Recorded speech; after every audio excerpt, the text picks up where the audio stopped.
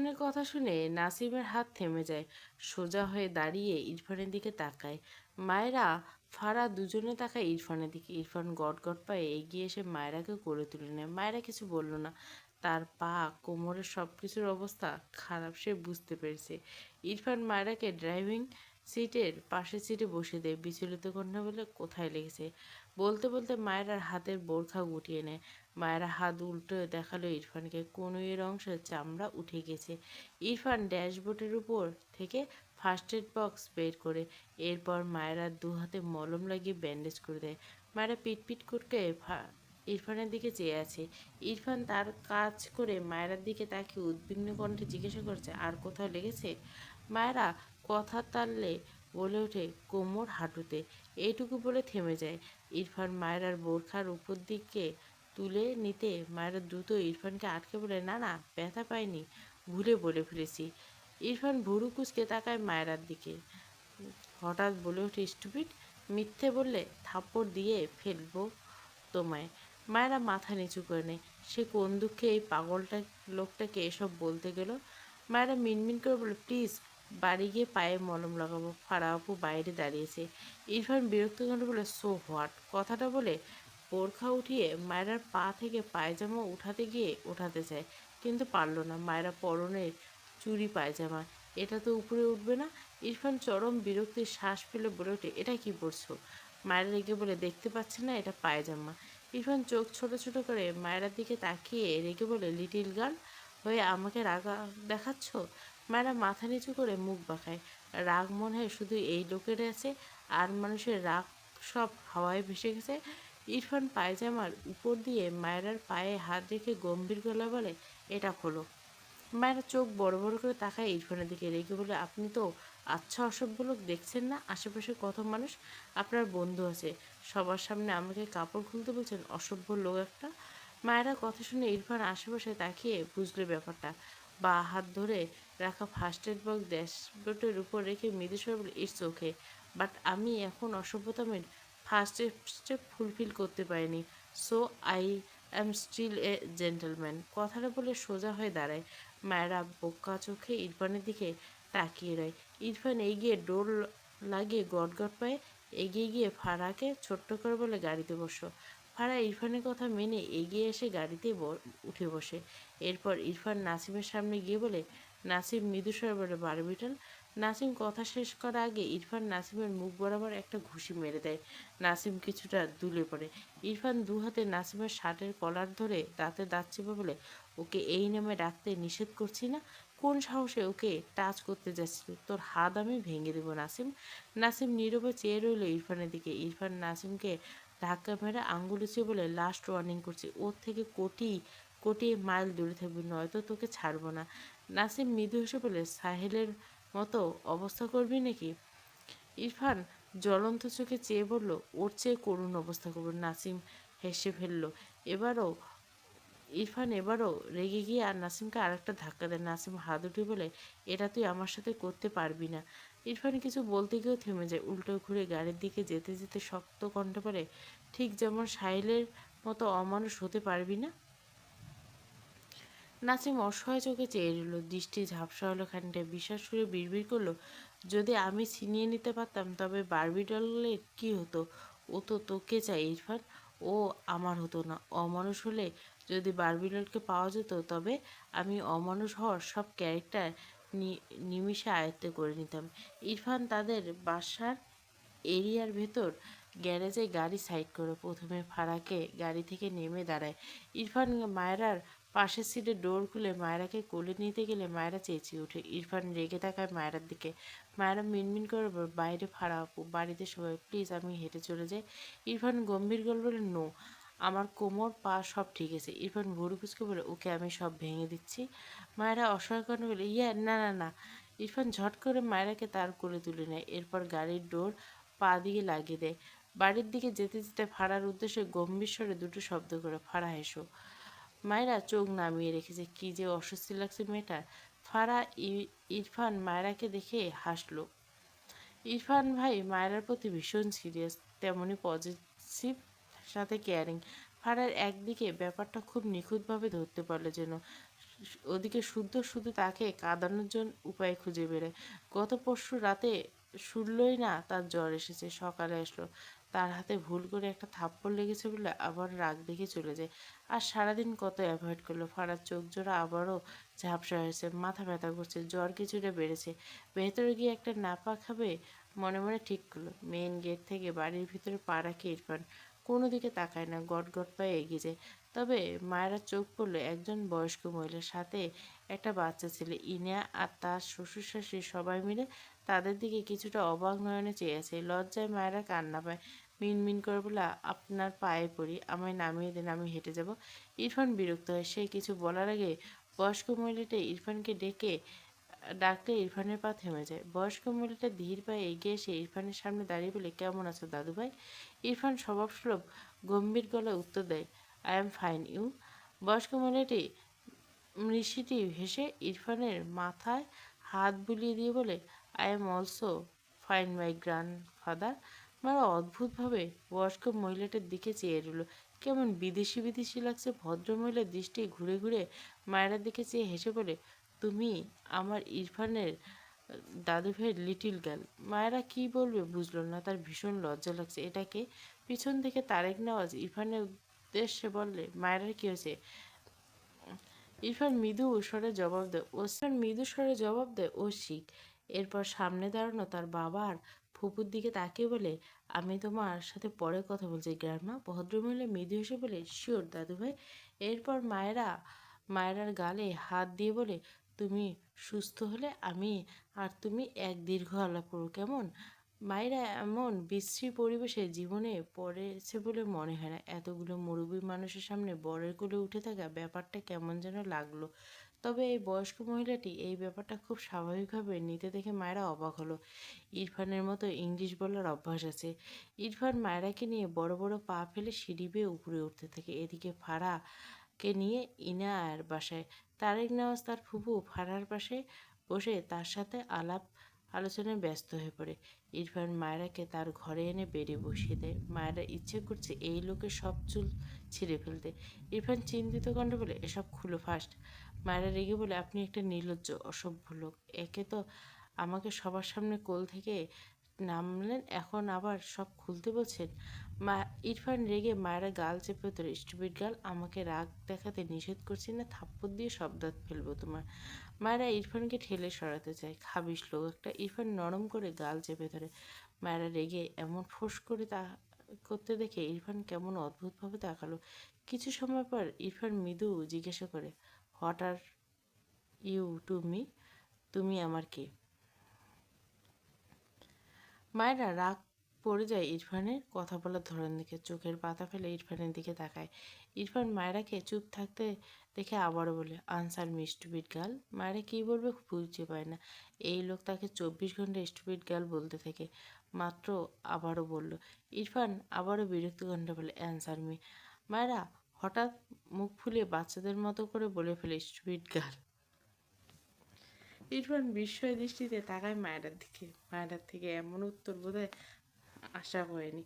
মানে নিজেও বোকা চোখে ইরফানের দিকে চেয়ে আছে। ইরফান তার বাঁ হাত মায়েরার চোখের উপর রেখে ঠোঁট প্রসারিত করে নিঃশব্দে খুব সামান্য হাসল। ডান হাতে মায়েরাকে জড়িয়ে নিজের কোলের উপর বসিয়ে দেয়। মায়েরা তার চোখের উপর থেকে দু হাতে ইরফানের হাত সরাতে চায়, সাথে কোল থেকে নামাতে চায়। ইরফান মায়েরার কোমরে রেখে হাতের বাঁধন দৃঢ় করলো। বাঁ হাতে মায়েরার বাঁধা হিজাব খুলে পাশে রাখলো। এরপর দু হাতে মায়েরাকে নিজের দিকে টেনে নেয়। মায়েরা ইরফানের থেকে ছাড়া পেতে চায়। ইরফান মায়েরার চোখের দিকে তাকে শীতল কণ্ঠে বলে, you know I am gentleman, so don't disturb me. কথাটা বলে মুখ এগিয়ে গিয়ে মায়েরা দ্রুত মাথা ডান দিকে ঘুরিয়ে নেয়। ইরফানের মুখ গিয়ে ঠেকে মায়েরার গলায়। ইরফান যেমন বিরক্ত তেমনি রেগে যায়, তার কাজের ব্যাঘাত ঘটে। মেয়েটার গলার এক কোণায় সর্বশক্তি দিয়ে দাঁত বসায়। মায়েরা মৃদু আর্তনাদ করে ওঠে। ইরফান ভাবলেছেন মায়েরা দু হাতে ইরফানকে ঠেলে সরাতে চায়। একটুও নড়াতে পারল না ইরফানকে, না তো নিজে ছাড়াতে পারলো। মায়েরা দাঁতে দাঁত চেপে বসে রইল। কিছু সময় পর ইরফান নিজে থেকে ছেড়ে দেয় মায়েরাকে। মায়েরার মুখ পানে দেখায়। মায়েরার চোখ বন্ধ। ইরফান মায়েরার নাকের ডগায় লেগে থাকা বিন্দু বিন্দু ঘাম ডান হাতে বুড়ো আঙ্গুলের সাহায্যে মুছে দিয়ে মৃদুস্বরে বলে, আর কখনো ডিস্টার্ব করবে না। এরপর মায়ের বোরখা হাঁটুর উপরে তুলে এরপর পাজামাটা টেনে স্বাভাবিক কণ্ঠে বলে, এটা খোলো। মায়েরা ইরফানের কোল থেকে নেমে বসে। ইরফান কিছু বলল না, তীক্ষ্ণ চোখে চেয়ে দেখে মায়েরাকে। মায়েরা তার মাথা নত করে মিনমিন করে বলে, প্লিজ আপনি যান, আমি লাগাতে পারবো। ইরফান চিন্তিত কণ্ঠে বলে, আর ইউ শিওর? মায়েরা মাথা নিচু করে উপর নিচ করে সম্মতি দেয়। ইরফান গম্ভীর গল্প বলে, আই নো তুমি পারবে। মায়েরা রাগ হয়, মাথা তুলে রেগে বলে, যাবেন আপনি? ইরফান ভুরু কুচকে বলে, নো। মায়েরা দু হাতে মাথা চেপে দেয়। উফ, এই লোক কি শুরু করছে? আবারও মাথা তুলে রেগেমেগে শব্দ করে বলে, আপনি দয়া করে যান অসভ্য লোক। আমার সব ঠিক আছে, আমি এক্ষুনি নাচতে পারবো। আপনি চাইলে নিচে দেখাচ্ছি, দেখাবো? ইরফান তীক্ষ্ণ চোখে তাকায় মায়েরা মুখপানে। নাকের পাটা ফুলিয়ে ফেলেছে, চোখ দুটো স্বাভাবিকের চেয়ে বড়, ফর্সা মুখটা লাল। ইরফান বিড়বিড় করলো, ইন্টারেস্টিং। মায়েরা আবারও রেগে বলে, কি হলো, কিছু বলছেন না কেন? ইরফান বসা থেকে দাঁড়িয়ে যায়, প্যান্টের পকেটে দু হাত রেখে গম্ভীর গলা বলে, ওকে স্টার্ট নাও। কোনটাতে কমফোর্ট? সং? ইয়া? শীষ। মায়েরা থতমত খেয়ে তাকায় ইরফানের দিকে। সে তো বল কথার কথা বলল, আর এই লোক সত্যি সত্যি ধরে নিয়েছে তাকে অপশান দিচ্ছে গানের সাথে নাচবে নাকি শেষের সাথে। সে কি পাগল নাকি? এই লোকের সামনে সে নাচলে লজ্জায় কয়েকদিন অজ্ঞান থাকবে, সেটা ভেবে যেন মাথা ঘুরছে। ইরফান উল্টো ঘুরে ঠোঁট বাঁকিয়ে সূক্ষ্ম হাসলো, এগিয়ে গিয়ে টেবিলের ড্রয়ার থেকে একটা মলম বের করে ব্যথার ওষুধ বের করে মায়েরার দিকে ছুঁড়ে দেয়। ওগুলো মায়েরার কোলের উপর গিয়ে করে। ইরফান পরনের ব্লেজার খুলে ফেলল। এরপর পরনের শার্ট খুলে ওয়াশরুমে যেতে যেতে গম্ভীর গল্প, from today you can get angry, permission is granted. আজ থেকে তুমি রাখতে পারো, অনুমতি দেওয়া হলো। মায়েরা হা করে ইরফানের কাণ্ড কারখানা সহ ইরফানের কথাগুলো শুনল। মনে হচ্ছে খালি পেটে বদহজম হয়ে যাবে। মায়েরা হঠাৎ প্রশ্ন করে উঠল, আপনি সেই, তাই না? ইরফানের পা থেমে যায়, পিছু ফিরে ভুরু কুচকে বলে, হুম। মায়েরা ঢোক গিলে বলে, শিশোলা। ইরফান উল্টে ঘুরল। মায়েরা হতাশ হয়ে আবারও বলে, বলুন না, কি হয় বললে? ইরফান গম্ভীর বলল, নো। মায়েরা আবার রেগে বলে, আপনি একটা মিথ্যাবাদী। ইরফান আবারও পিছু ফিরে মায়েরার দিকে তাকায়। এগিয়ে এসে মায়েরার কাছে দাঁড়িয়ে দু হাত বুকে আড়াআড়িভাবে রেখে গম্ভীর গলা বলে, ইউনো, তুমি কতটা স্টুপিড।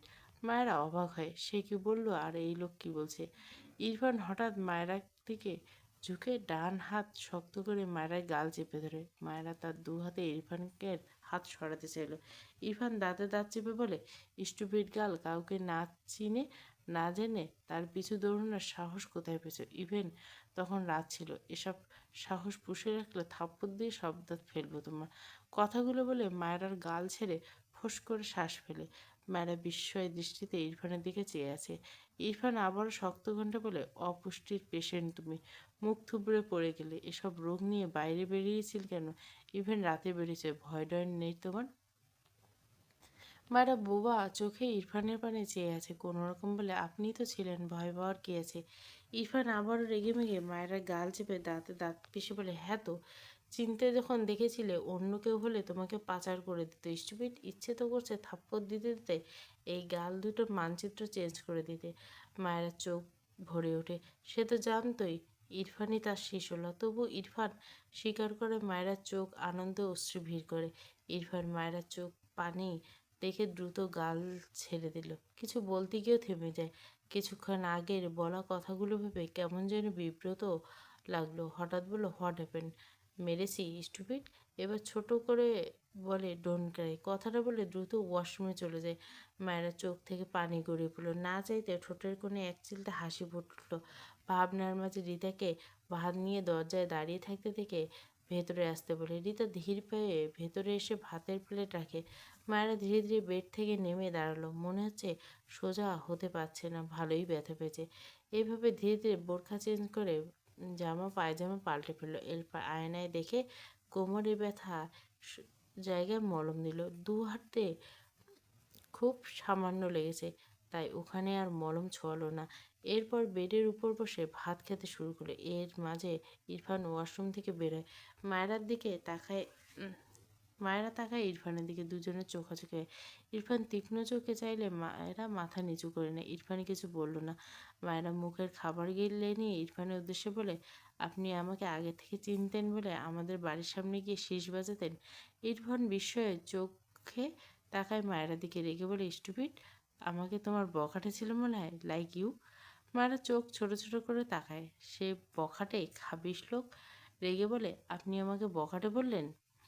ইরফান গম্ভীর গলা বলে, yeah, you are a stupid girl. একটু থেমে বলে, তোমাকে চিনতাম না। ইনফ্যাক্ট ওই বাসায় তুমি নামে একটা স্টুপিড মেয়ে থাকতে এটাও জানতাম না। আদারওয়াইজ সেই রোডের আশেপাশে যেতাম না। মায়েরার কেন যেন রাগ হয়। ইরফান মায়েরার দিকে রেগে তাকায় দেখে মায়েরা কপাল কুঁচকে একটা টোকা দিয়ে বলে, পুচকি মেয়ে, চোখ নিচে রাখবে। যা বলছি ট্রুথ বলছি। I don't like you. Mayera ইচ্ছে করলো তার ভাতের প্লেট এই লোকটার মুখ বরাবর ছুঁড়ে মেতে। সে ইচ্ছেকে আপাতত চেপে রাখলো। কোলের উপর থেকে ভাতের প্লেট ঠাস করে বেডের উপর রাখলো। এরপর হাঁটুতে ভর দিয়ে ইরফানের বরাবর এসে এটো হাতের এক আঙুল লুচিয়ে বলে, এই মিস্টার, আই হেট ইউ, শুনতে পেয়েছেন?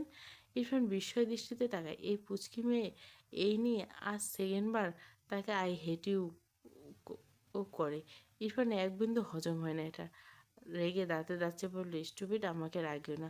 মায়েরা রেগে বলে, আপনি যেমন আমাকে অপছন্দ করেন এটা আমি শুনি, তেমনি আমিও আপনাকে আর বলতে পারল না। ইরফান হঠাৎ মায়েরা ঠোঁট জোড়া আঁকড়ে ধরে। মায়েরা ছটফট করে নিজেকে ছাড়াতে চায়। তাকে নিয়ম করে বলবে তাকে পছন্দ করে না, আবার শুধু কাছে আসবে। ইরফান দু হাতে মায়েরাকে শক্ত করে চেপে দিল। মায়েরার জেদ চাপে, এই লোক তো সে ছাড়বে না, তাকে পছন্দ করবে না কেন? মোচড়ামুচড়ি করতে থাকে। ইরফান তীব্র বিরক্তিতে কপাল কোঁচকালো। ইচ্ছে করলো ঠাটিয়ে একটা চড় মারতে। একটু আগেই বলছে ডিস্টার্ব না করতে, বাট এ তো একটা আস্ত স্টুপিড। বেশ কিছুক্ষণ পর ইরফান মায়েরাকে ছেড়ে দেয়। মায়েরা মাথা নিচু করে নেয়। ইরফান মায়েরা গাল উঁচু করে ধরে। ইরফান রেগে গিয়ে কিছু বলতে গিয়ে জিভ গুটিয়ে মায়েরা বদ্ধ চোখের পাতা বেয়ে গড়িয়ে পড়া জলকণা দেখে মায়েরাকে ছেড়ে দু হাতের আজলায় মায়েরার মুখটা নিয়ে বিচলিত কণ্ঠে বলে, হোয়াট হ্যাপেন, কাঁদছো কেন?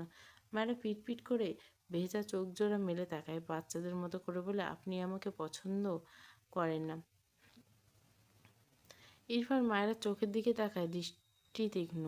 গলায় পেঁচিয়ে রাখা মায়েরার ওড়নাটা দুবার ঘুরিয়ে ছুঁড়ে ফেললো। এরপর দু হাতে মায়েরাকে খানিকটা করে মায়েরার গলার নিচ বরাবর তিনটি আলতো ছুঁয়ে সূক্ষ্ম হাসে। এরপর গলায় মুখ গুজে বেশ কয়েকবার লম্বা শ্বাস ফেলে। ওভাবে মৃদুস্বরে বলে, lying girl, I really don't like you. বাংলাদেশে এসেছি। শুদ্ধ গড়াগড়ি খাওয়ার মতো করে হেসে দেয়। ওগো মিথ্যেবাদী মোর দাদি, আমি খাট থেকে পড়লে সব দোষ তোমার গ্রান্ডমা। তারিক নওয়াজের ফুপু বিরক্তি হয়ে বলে, এই বাদরের ছা, আমাকে তোমার লায়ার মনে হয়? শুদ্ধ এবার সিরিয়াস হয়ে বলে, সত্যি এসেছো? হুম। শুদ্ধ মাথায় হাত দিয়ে, ফাইনালি আমি মাকে নিয়ে এসেছি। এতদিন পর আমার একমাত্র বুড়ি বউটা চাঁদ মুখখানা দেখবে। আহা, ভাবতে আমি লজ্জায় লাল হয়ে যাচ্ছি। বলছি, তুমি কি গোলাপি হয়েছ? না, মাই ফার্স্ট ওয়াইফ। শুদ্ধ দাদি হেসে ফেলল, ইয়েস বাবু, আমি তোমার লাল মুখ মুখ ফুটন্ত পানি দিয়ে ধুইয়ে দিব ভেবে গোলাপি হয়ে গেছে। শুদ্ধ ভোতা মুখ করে বলল, গ্রান্ডমা। শুদ্ধ দাদি মৃদু হেসে বলে, টিনাকে নিয়ে এসো, আমি ওয়েট করছি তোমাদের জন্য। ওকে মাই ফার্স্ট ওয়াইফ। ধরনের বুকে সন্ধ্যার আমেজ। মায়েরা ইরফানের বুকে গুটিসুটি মেরে ঘুমিয়েছে। ইরফান দু হাতে বন্ধনী মাঝে মায়েরা। ইরফানের থুতনি রাখা মায়েরার মাথা বরাবর। সেও ঘুমিয়ে বউকে সঙ্গ দিতে। মিটিমিটি ফ্যানের বাতাস সাথে এসি মিলিয়ে মায়েরার শরীর ভীষণ ঠান্ডা। তবে ইরফানের উষ্ণতা তা মায়েরাকে খুব বেশি কাবু করতে পারল না। ইরফানের ঘুম ভেঙে যায় ডান হাতে কপাল স্লাইড করে। দুপুরে না খাওয়ার সাথে অভ্যাসগত বিকালে এক কাপ কফি না খাওয়ার ফল। বাঁ হাতে নাড়ালে গেলে পারল না। চোখ মেলে তাকাতে দেখলো মায়েরা তার বাঁ হাতের বাহুতে মাথা রেখে শান্ত হয়ে ঘুমিয়েছে। ইরফান বেশ কিছুক্ষণ তাকিয়ে রইল মায়েরার মুখপানে, যেন গভীর ভাবনায় ভাবছে। হঠাৎই চোখ সরিয়ে নিয়ে ঘূর্ণায়মান ফ্যানটির দিকে তাকিয়ে একটা দীর্ঘশ্বাস ফেলল। মায়েরাকে তার বালিশে শুইয়ে দিয়ে বেড থেকে নেমে ওয়াশরুমে চলে যায়। ওয়াশরুম থেকে বেরিয়ে মাগরিবের না কাজা নামাজ আদায় করে এরপর জায়নামাজের উপর শটাং হয়ে শুয়ে পড়ে। দৃষ্টি ঘুরিয়ে মায়ের ঘুমন্ত মুখ পানে কেমন নির্জীব চোখে চেয়ে আছে। ভীষণ অস্বস্তি লাগছে। ফোনে ভাইব্রেট শব্দে শোয়া থেকে উঠে কল রিসিভ করে ওপাশ থেকে বলে, স্যার, কনফার্ম করব? ইরফান নিশ্চুপ, বা হাতের প্যান্টের পকেট রেখে মায়েরার পানে চেয়ে আছে। প্রায় 3 মিনিট পেরিয়ে গেলেও ইরফানের কোনো আনসার না পেয়ে কলের ওপাশে লোকটা আবারও ডাকে, স্যার। ইরফান অস্থির হয়। এসির মাঝেও কেমন যেন ঘামছে, জিভ দিয়ে ঠোঁট ভেজায়। মায়েরার দিকে এগিয়ে এসে মায়েরার দিকে পাশ ফিরে শুয়ে পড়ে। ডান কানে এখনো ফোন। বাঁ হাতে ঘুমন্ত মায়েরাকে টেনে জড়িয়ে নিল নিজের সাথে। ওপাশ থেকে লোকটি আবারও ডাকে। ইরফানের কপালে বিরক্তি ভাস, তবে কিছু বলল না। মায়েরার গলায় মুখ গুজে শ্বাস টানে, বিড়বিড় করে বলে, মাই বাট ফ্লাওয়ার। কথাটা বলে আবারও চুপ, কানে এখনো ফোন। বেশ নিশ্চুপ পর মৃদুস্বর বলে, মেবি আই ওয়ান্ট, বাট ওকে। আমি হয়তো পারবো না, কিন্তু কনফার্ম করো। মায়েরা ঘুমের মাঝে নড়ে ওঠে। উষ্ণতা পেয়ে খানিকটা সিটিয়ে নেয় নিজেকে ইরফানের দিকে। ইরফান কল কেটে বেডের উপর ছুঁড়ে মারে। দু হাতে মায়েরা কেটে এনে নিজের সাথে জড়িয়ে নেয়। গলার ছোট ছোট চুমুয়াকে থেকে থেকে দীর্ঘশ্বাস টানে। চোখ বন্ধ। কিছু সময় পেরিয়ে ইরফান মায়েরার কানের কাছে মুখ নিয়ে ঠোঁট বাঁকিয়ে বিড়বিড়িয়ে বলে, I don't like you stupid girl. একটু থেমে হতাশ কণ্ঠে বিড়বিড় করে, why you are so little girl. তুমি এত ছোট কেন মেয়ে? বেশ কিছুক্ষণ পর মায়েরাকে ছেড়ে ইরফান বেড থেকে নেমে পড়ে। ঘরের কম পাওয়ারের একটা লাইট জ্বালে। কাভার থেকে শার্ট, প্যান্ট, ব্লেজার সব বের করে দ্রুত রেডি হয়ে নিল। এরপর হাত ঘড়ি পরে নিল। সাদা শার্ট, কালো ব্লেজার, কালো প্যান্ট পরে তো ইরফান নিজেকে একবার দেখল। এরপর দৃষ্টি ঘুরিয়ে আয়নায় প্রতিবিম্ব ঘুমন্ত মায়েরাকে দেখল। আবারও দৃষ্টি ঘুরিয়ে আয়নায় তার চোখের দিকে তাকালো। সে নিজেকে মায়েরার দেওয়া বর্ণনাগুলোর সাথে মেলানোর চেষ্টা করছে।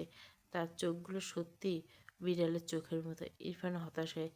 এটা কি মায়েরার পছন্দ নয়? তার শীষ মায়েরাই পছন্দ? এটা তো কনফার্ম। তার কিছু কি পছন্দ নয়? ইরফান চিন্তিত হলো। তার কি ট্রিটমেন্ট করানো উচিত? মায়েরা যে তাকে বিদেশিদের মতো বলে, কিন্তু সে বাংলাদেশিদের মতো হবে কি করে? গায়ের রং কালো করে কীভাবে?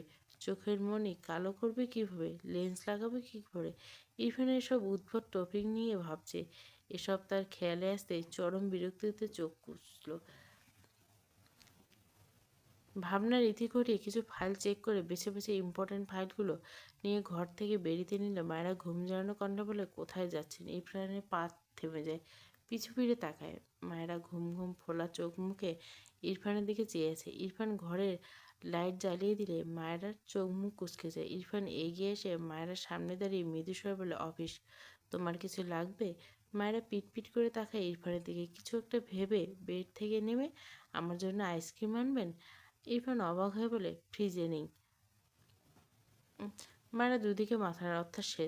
ইরফান অবাক হয়ে বলে, স্টুপিড, কবে সব খেয়েছো? মায়েরা চোখ ছোট ছোট করে দেখায়। এই লোকটা একটা অলসের ডিব্বা, এই জন্য একটা ফ্রিজ এনে দিয়েছিল। মায়েরা এখন বুঝেছে, ফ্রিজ না আনলে তো ডেইলি দোকান থেকে আনতে হতো, তাই ফ্রিজ এনেছে। এনেছে 3 মাসের বেশি হয়ে গেল। তো সব শেষ হবে না? ইনিয়ার বিয়েতে কতজন খেয়েছে সে তো খেতেই পায়নি, আর এই লোক তাকে সব খাওয়ার অপবাদ দিচ্ছে। মায়েরা কিছুটা রেগে বলে, আপনি এক ফ্রিজ আইসক্রিম দিয়ে আমাকে পুরো জীবন চালিয়ে নিতে বলছেন? কিপ্টের লোক একটা।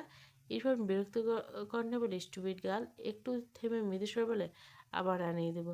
I have a important question, answer করো। মায়েরা খুশি হয়, মাথা নেড়ে বলে, বলুন। ইরফান গলা ছেড়ে প্রশ্ন করে, do you prefer a local person or a foreigner person? Mayera বোকা চোখে ইরফানের দিকে চেয়ে আছে। ইরফান মায়েরা বোকা চাহনির দিকে আবারও গলা ছেড়ে বলে, আই মিন, তুমি ফরেন ছেলে লাইক করো আর আমাদের দেশের ছেলে?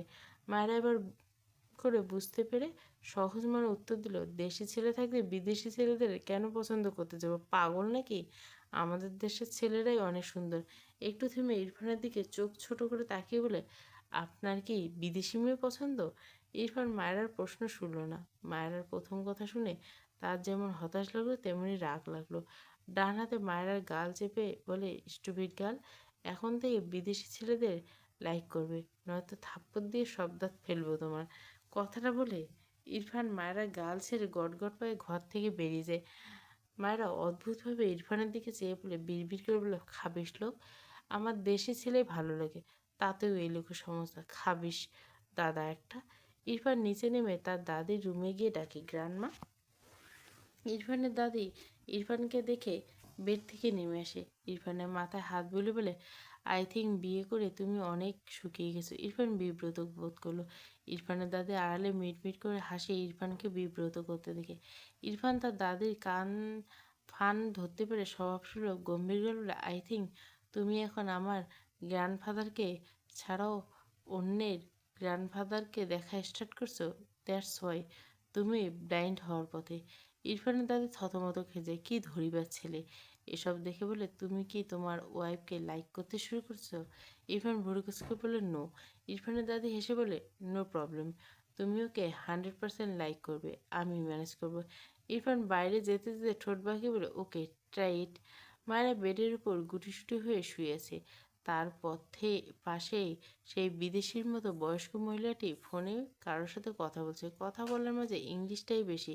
তিনি তারেক নেওয়াজের ফুপু, অর্থাৎ তারেক নেওয়াজের বাবার বোন।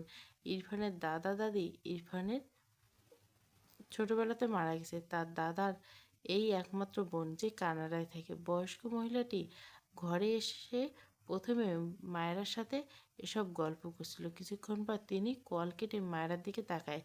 মায়েরার গালে হাত দিয়ে বলে, এই যে আমার দাদু ভাইয়ের বউ, আমার কথাটা মন দিয়ে শোনো। মায়েরা মাথা নেড়ে মৃদু হেসে জবাব দেয়, জি দাদিমা, বলুন। ইরফানের দাদি মায়েরার গালে হাত রেখে বলে, তুমি খুব একটা সুইট মেয়ে, আর ইরফান দাদু ভাইয়ের সাথে খুব মানিয়েছে। আসলে আমি আসবো আসবো করে আসতে পারছিলাম না, আমার ছোট দাদু ভাই খুব অসুস্থ, সে সুস্থ হলে দেশে আসলাম। ইরফান তোমায় মানে না শুনছিলাম, এখানে এসে তোমাদের একসাথে থেকে খুব ভালো লাগলো। মায়েরা অবাক হয়, ইরফানের দাদি একদম বাঙালিদের মতো কথা বলতেও দেখে, যদিও বাংলাতেই বলে, তবে থেকে থেকে ইংলিশ শব্দ বলে, তবে তার সাথে কথা বলার সময় এমন করলো না। বয়স্ক মহিলাটি মায়েরা জামা ধরে অবাক হয়ে বলে, এসব জামা পরে থাকো তুমি? মায়েরা মৃদুস্বরে বলল, জি। ইরফানের দাদি হতাশ কাণ্ডে বলে, তোমার শ্বশুরবাড়িতে দেখি কোনো খেয়াল নেই, ছেলে এমনিতে বউ মানে না, বউটাকে ছেলের সামনে সাজিয়ে গুছিয়ে রাখবে, তা না করে উল্টো তোমাকে জামা পরিয়ে রেখে। আমার দাদু ভাই তোমাকে ভালোবাসবে কীভাবে বলো? মায়েরা অদ্ভুতভাবে তাকায় ইরফানের দাদির দিকে। তিনি আবারও বলেন, তোমার শাশুড়ি এই বিয়েতে মত ছিল না, আমি সব জানি, তাই কোনো চিন্তা করো না, আমি তোমাদের জন্য সব নিয়ে এসেছি। আমি তোমাকে যা যা বলবো তুমি এখন থেকে সেসব করবে, বুঝেছো? মায়েরা পিটপিট চোখে চেয়ে আছে। ইরফানের দাদি উঠে গিয়ে তার লাগেজ থেকে অনেক বড় একটা প্যাকেট বের করে, সাথে দুটো গয়না। এরপর মায়েরার পাশে সেসব রাখে। প্রথমে বড় প্যাকেটটির ভিতর থেকে অনেকগুলো শাড়ি বের করে, তার মধ্যে একটা কালো সিল্কের শাড়ি মায়েরা কাঁধে ধরে। বাহ, খুব সুন্দর লাগছে, এখন এটা পরে এসো। মায়েরা কি বলবে বুঝলো না। বোকার মতো একবার শাড়ির দিকে আর একবার বয়স্ক মহিলার দিকে তাকায়। তিনি মায়েরার গালে হাত দিয়ে বললেন, তুমি বোকা মেয়ে নাকি, জানো না ছেলেদের এভাবে হাতে রাখতে হয়? বাঙালি মেয়ে হয়েও দেখছি কিচ্ছু জানো না। আচ্ছা, তুমি যদিও ছোট, আমি এসব শেখানোর জন্য এসেছি। তার আগে আমাকে বিয়ের পর থেকে আসতে বলেছে, সে যাই হোক, এবার এসেছে, তোমাকে সব শিখিয়ে পড়ে তবেই কানাডা ফিরবো। মায়েরা এখনও বোকার মতো চেয়ে থাকতে দেখে তিনি আবারও বলেন, এখন থেকে সবসময় শাড়ি পরবে, আমার ইরফান দাদু ভাইয়ের কাছে থাকবে, এসব জামা আর কখনো পরবে না। শাড়ি ছেলেদের দুর্বলতা, যদিও আমার ইরফান দাদু ভাই গুড বয়, তবুও ছেলেদের বিশ্বাস নেই, তাই এখন থেকে আমি যা বলবো সব মেনে বুঝে চলবে। শাড়ি পরে সেজেগুজে থাকলে ইরফান তোমাকে নিয়ে ভাববে। মায়েরা বোকা চোখে চেয়ে থাকলো। আমি জামা পরলে উল্টে পড়লেও উনি আমার কথা ভাবে তো? ইরফানের দাদি ভুরু কুঁচকে বলে, তোমাকে কোলে নিয়েছিল বলেই তোমার এমন মনে হচ্ছে, ও তোমাকে হেল্প করেছে, বউয়ের ভালোবাসা আলাদা। এবার যাও, শাড়িটা পরে আসো। মায়েরা কথা বাড়ানো না, চুপচাপ এখানে শাড়িটা পরে নিল। তার অস্বস্তি হচ্ছে, ব্লাউজের হাত কাটা আর সাইজে কেমন ছোট ছোট। যদিও মায়েরা শাড়ি দিয়ে ঢেকে রেখেছে, মাথায় আঁচল দিয়ে কাঁধ ঢেকে রেখেছে। ইরফানের দাদি অসন্তুষ্ট চোখে চাইলেন মায়েরা দিকে, এগিয়ে এসে বললেন, এভাবে পড়লে হবে না, নো প্রবলেম, আমি ঠিক করে দিচ্ছি। এরপর তিনি শাড়ির আঁচল কাঁধে কুচি করে পরিয়ে দিল, সাথে মায়েরার কোমর ঢেকে শাড়ির দ্বারা তা উন্মুক্ত করে দিয়ে ঠিকঠাক করে দিল। এবার ঠিক আছে, এভাবে শাড়ি পরবে, বুঝেছো? মায়েরা চোখ বড় বড় করে তাকায়, অসহায় কণ্ঠে বলে, দাদিমা আমায় ক্ষমা করুন, আমি এসব পরতে পারবো না। ইরফানের দাদি অবাক হয়ে বলে, আরে মেয়ে, আমার ছেলের বউ তোমার চেয়ে অনেক বড়, সে এভাবেই বাইরে যায়, আর তোমাকে আমি বাসায় থাকতে বলছি, এটা পারছো না, পড়তে হবে, বুঝেছো? মায়েরা হাত পা ছড়িয়ে কাঁদতে ইচ্ছে করছে, সে কি পাগল নাকি? এভাবে সে ঘুরবে? অসম্ভব। একবার এই ঘর থেকে বেরোলে সে সব খুলে ফেলবে। ইরফানের দাদি মায়েরাকে বসিয়ে তার আনা গহনাগুলো পরিয়ে দিতে লাগলো। গলায় একটি হার পরিয়ে দিল, দু হাতে বালা, কানে দুল, ডান হাতে অনামিকা আঙুলে একটা আংটি পরিয়ে দিল, সবগুলো সোনা। সবশেষে ছোট্ট একটা নোজপিন দিয়ে বলল, তোমার নাক ফুটেছে। মায়েরা মাথা ঝাঁকালো, অর্থাৎ আছে। ইরফানের দাদি নোজপিন পরিয়ে দিতে নিলে মায়েরা নিজেই আয়না দেখে পরে নিল। তার বিয়ের কয়েকদিন আগে তার মা নাক ফুটো করে দিয়েছে, এরপর একটা ছোট্ট সোনার রিং পরিয়ে দিয়েছিল। মায়েরা রাগ করে খুলে দিয়ে ফেলেছিল তাকে বিয়ে দিয়ে দেওয়ার জন্য। পড়ার সময় ব্যথা পায়, তবে ফুটো বন্ধ হয়নি। মায়েরা ইরফানের দাদির সামনে আসলে তিনি মায়েরা থুতনিতে হাত দিয়ে বলে, খুব সুইট লাগছে তোমাকে, এসব গহনা কখনো খুলবে না, আর এভাবে শাড়ি পরবে সবসময়। কিন্তু একটা কথা ভেবে প্রশ্ন করে, কতদিন হলো ইরফানের সাথে এক রুমে থাকছো? মায়েরা বোকা চোখে চেয়ে থেকে। ইরফানের দাদি আবারও বলে, তোমাদের মধ্যে কিছু হয়নি তাই না? মায়েরা প্রশ্নোত্তর থেকে বলে, কি হবে? ইরফানের দাদি কপাল চাপড়ালো, গলা আর একটু নিচু নিয়ে সময় নিয়ে কিছু বোঝানোর মতো করে বলল। মায়েরা চোখ বড় বড় করে শব্দ করে বলে, আস্তাক ফিরল। ইরফানের দাদি ভুরু কিছু বলে, আস্তাক ফিরল নয়, বলো আলহামদুলিল্লাহ। মায়েরা দ্রুত বসা থেকে দাঁড়িয়ে যায়। দাদিমা আমার বাথরুম পেয়েছে। বয়স্ক ভদ্রমহিলা বলেন, পরে যাও, আগে আমার কথা শেষ করতে দাও, নয়তো স্বামীরা অন্য মেয়ের কাছে চলে যাবে। আমার ছেলের ক্ষেত্রে এমনটা হয়েছিল, খুব বাজে ব্যাপার, তাই তোমাকে শিখিয়ে দিচ্ছি, এসব। মায়েরা কেঁদে দেওয়ার মতো অবস্থা, মাথা নেড়ে বলে, সত্যি দাদিমা, আমার বাথরুমে যেতে হবে। আচ্ছা, আমার বাথরুমে যাও, কিন্তু আমার তো সবার বাথরুমে গেলে বাথরুমে চাপ আসে না, হোয়াট? মায়েরা কোনো রকম ঘর থেকে বেরিয়ে যেতে নিলে ইরফানের দাদি বলে, এই শাড়িগুলো নিয়ে যাও। মায়েরা দ্রুত পিছু পিছু শাড়িগুলো নিয়ে যায়, নয়তো আবারও এনার সামনে পড়তে হবে। এরপর কোনো কথা না বলে এক প্রকার দৌড়ে ঘর থেকে বেরিয়ে যায়। পিছন থেকে ইরফানের দাদি বলে, আবার আসবে কিন্তু, আরও অনেক কিছু শেখানোর বাকি আছে তোমাকে। মায়ের বিড় করল বলে, জীবনেও না, ইনি না যাওয়া পর্যন্ত আমি ঘর থেকে বেরোবো না। কী সব কথা বলেছি। মায়েরা তার ঘরে যেতে গিয়েও থেমে গেল। হায় হায়, সে তো অনেক খোলামেলা হয়েছে। ছাদের সিঁড়ির দিকে চোখ পড়লে দেখলো ফারাহা আর ইনারা ছাদের দিকে যাচ্ছে। ইনার চোখ মায়েরাতে পড়লে মেয়েটা অবাক হয়, তবে বুঝলো এসব তার দাদির কাজ। মৃদু হেসে মায়েরাকে বলল, মায়েরা ছাদে এসো। মায়েরা সম্মতি দিয়ে দ্রুত ইরফানের ঘরে গিয়ে শাড়িগুলো এক জায়গায় রেখে শরীরে একটা ওড়না জড়িয়ে নিজেকে ঢেকে নিল। এবার ভালো লাগছে। এরপর সময়ের ব্যয় না করে ছাদের উদ্দেশ্যে এগুলো। রাতে ছাদে যেতে তার অনেক ভালো লাগে, সাথে দুজন সঙ্গী থাকলে তো কথাই নেই। মা, তোমার সাথে আমার কিছু কথা আছে। টিনা বেগম শুদ্ধের কথায় বেডের উপর এসে বসলো। এখানে বস, এত ব্যস্ত থাকিস, ভাবছি গ্রামে চলে যাবো এবার। শুদ্ধর মন খারাপ হলো, একা থাকলে তার একা একা থাকতে ভালো লাগে না। এগিয়ে এসে মায়ের পাশে বসলো, এক পা বেডের উপর রেখে তার মায়ের দু হাত ধরে দুঃখ দুঃখ মুখ করে বলল, আমাকে তুমি অর্ধেক মাস পেটে ধরেছিলে মা? টিনা বেগম ভুরু কিছু বলে, অর্ধেক মাস মানে? অর্ধেক মাস রাখলে তুই বাঁচতি? শুধু আগের চেয়ে দুঃখে দুঃখে মুখ করে বলল, 10 মাস পেটে রাখলে খেয়াল করার বেলায় কিপটেমি করছো কেন?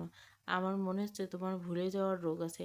আমাকে অর্ধেক মাস পেটে রেখেছো, তাই বছরের অর্ধেক সময় আমাকে আর মনে পড়ে না তোমার। বলছি, বাকি অর্ধেক মাস আমাকে কে পেটে ধরেছিল গো? টিনা বেগম বিরক্তিতে চোখ শুদ্ধর দিকে চেয়ে আছে। শুদ্ধ হতাশ কণ্ঠে বলে, বলো বলো, আমি 5 মাস কে আমাকে ধার নিয়ে তার পেটে রেখেছে? আহারে, সেই মা এখনো দেখতে পেলাম না। তুমি না কি হিংসুটে মা, যে তোমার ছেলেকে ধার নিয়ে এত কষ্ট করে তার পেটে রাখলো, তাকে একবারও আমার কাছে আনবে না? ইস, কি যে কষ্ট হচ্ছে আমার। টিনা বেগম শুদ্ধর কান টেনে ধরে বলে, এই বাদর তোকে কে পেটে ধরবে?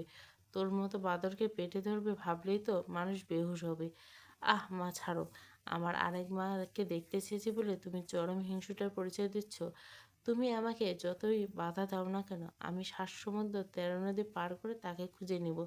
তুমি কখনোই আমাদের মাঝে বাধা হতে পারবে না। এই বাধা থামবি? পেটের ভিতরে এই 200 বার লাথি মেরে মেরে জ্বালিয়েছিস, বাইরে বেরিয়ে তো আস্ত বাদর হয়ে গেলি। শুদ্ধ তার কান থেকে মায়ের হাত ছাড়িয়ে দাঁত কেলে হাসলো, অতঃপর মন খারাপ নিয়ে বলল, "উম, আমি যেখানে তুমি সেখানে। আমাদের গ্রামের ওই বাড়ি তুলে এনে আমাদের ছাদের উপর রাখবো, হবে না? বাদর হই আর হনুমান হই, তুমি এখানেই থাকবে, শেষ কথা।" টিনা বেগম এ পর্যায়ে মৃদু হেসে বলে, সে দেখা যাবে, তুই আর কি বলবি বল। শুদ্ধ সিরিয়াস, একটু থেমে বলে, স্বামী মেয়েটাকে আংটি কেন দিয়েছো? আমাকে কি একটা বার বলা উচিত ছিল না তোমার? তিনি বেগম ভুরু কুঁচকে বললেন, ওকে আংটি দিলে? তোকে কেন বলতে যাবো? আমার জন্য দিয়েছো তো আমাকে বলবে না তুমি? তুমি তাকে আমার সাথে জড়িয়ে দিয়েছো, এটা অন্যকে বলার আগে আমাকে একবার বলবে না? টিনা বেগম শুদ্ধের মাথায় হাত দিয়ে মৃদু হেসে বলেন, ওকে আমার খুব পছন্দ হয়েছে তোর জন্য, কিন্তু আমার ওকে পছন্দ নয় মা। টিনা বেগম বিস্ময় চোখে তাকায় শুদ্ধর দিকে। শুদ্ধ বসা থেকে দাঁড়িয়ে গম্ভীর গলা বলে, আমার অন্য কাউকে পছন্দ। টিনা বেগম বিস্ময়ে চোখ তাকায় শুদ্ধর দিকে, অবাক কণ্ঠে বলে, স্বামী এর কী হবে?